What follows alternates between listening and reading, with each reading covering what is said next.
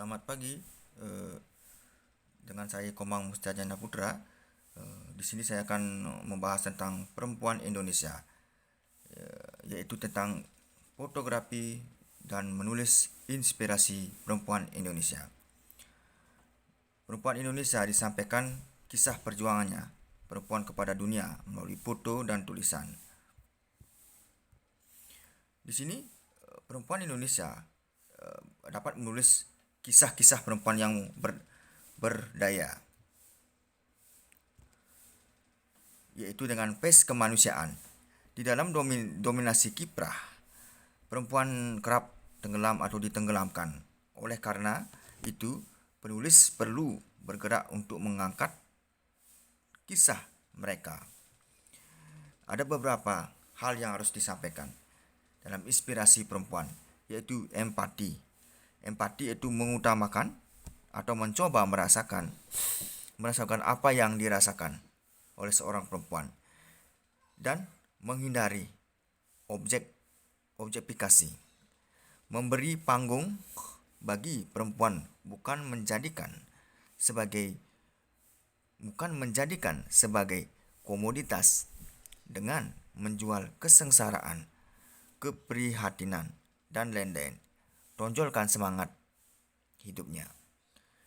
Dan ada beberapa lagi. Waspadai victimisasi jika bersumber adalah korban kekerasan seksual yang mencoba menindas. Jangan sampai wawancara atau buka tulisan yang muncul nanti justru mengeksploitasi kekerasan yang dialami. Fokus pada upaya penyistaan. Bela korban, seorang perempuan. Jangan bela pelaku dengan mencari-cari hal dalam diri yang tak relevan. Ingat empati. Dan sensasi, hati-hati terpancing hal-hal sensasional, bombastis, dan bahkan sadis. Dan inspirasi perempuan terdapat untuk mencari kekuatan seorang perempuan, mencari single angel. Setiap peristiwa itu prismatik, beda dengan cara pandang, beda kesan. Dan ada riset atau pustaka atau observasi, wawancara narasumber utama dan pendukung, dan menulis ide-ide baru yang muncul. Pilih ide-ide yang kuat dengan kerangka human interest. Cara-cara ide yaitu, yang pertama itu konteks. Temukan konteks yang relevan dengan isu-isu perempuan yang berdaya. Dan ada beberapa makna. Gali makna dari peristiwa yang terjadi, jurnalis dan mekanisme. Yaitu ada naratif. Ceritakan secara naratif atau mendongeng tentang inspirasi seorang perempuan. Yaitu dalam kita bernarasi atau bercerita atau mendongeng, dongeng sejak kecil kita dipaparkan. Yang kedua itu narasi, dongeng yang bagus karena narasinya sangat bagus. Tiga, struktur. Dahulu kala tersebutlah setiap hari hingga suatu hari. Oleh karena itu akhirnya. Dan paragraf. Narasi bereksplorasi, argumentasi, deskripsi, dan persuasi. Dan dari ide tersebut membentuk suatu pemikiran seorang perempuan, yaitu mengedepankan dan memaksimalkan panca indera.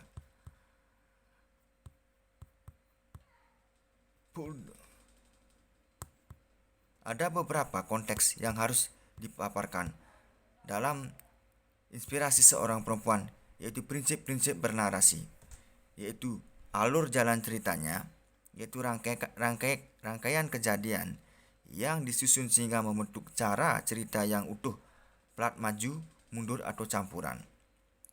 Sudut pandang, pemilihan sudut tokoh, misalnya tokoh yang ditampilkan, aku atau dia. Pemilihan perspektif, tokoh terhadap masalah yang dihadapi, misalnya tokoh melihat masalah sebagai azab sehingga dia menerima begitu saja atau dia melihat masalah hidup sebagai ujian sehingga dia berusaha untuk menyelesaikannya agar tulus. Dan selanjutnya karakter tokoh, subjek yang dihidupkan dalam cerita. Karakter atau tokoh menjadi pusat jalannya cerita, semakin dinamis perkembangannya.